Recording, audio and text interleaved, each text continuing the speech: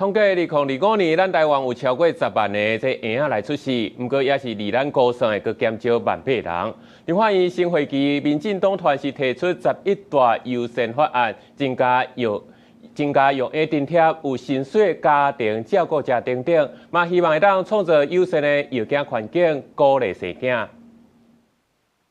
台湾这几档经济成长率是一档比一档更加好。根据主计处的统计，台湾114年经济成长率是7.37%。不过劳工普遍拢无啥物感觉。有立委提起国发会，台湾虽然经济成长，不过拢是 AI 市场咧带动。但是台湾有8成的劳工拢伫制作业和服务业，经济成长的好处有可能看得到，才袂到。我们看到亮眼的成绩都在 AI 跟半导体哦。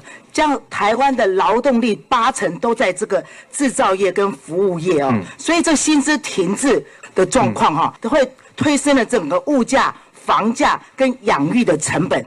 立委也认为，新主一场和观念的改变，拢会减少生囝意愿。台湾出生率已经连续10档下降，如今搁再创新低。今年2月全台新生儿敢若6523人，比去年2月大减将近4000人。根据国发会新生儿推估报告，2025年出世人口预估上加是12万多人，不过实际出世人口敢若10万多人，和推估的差别1.8万人。国发会也承认推估报告太过乐观，因为上一次做推估的时候，那个估计值有点相对的比较乐观一些了，所以造成那个差距又比较大。为着要创造友善的业界环境，民进党团也宣布新的会期会提出友善一条的相关修法，譬如讲投入400亿的预算，提供劳工7天有薪水的家庭照顾假，推动育婴留停，父母亲满半年，佮加发1个月津贴。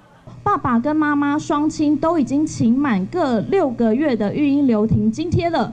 那你们可以再加1个月，也就是各加1个月，总共有14个月的育婴留停津贴。民进党团也指出，在儿童托育服务法的立法过程中，也会重视囡仔安置在人母岛的规范，避免开案的悲剧搁再发生。因也呼吁朝野立委共同支持斗阵替咱的后一代设想。记者陈亚轩、林曲凯台北报道。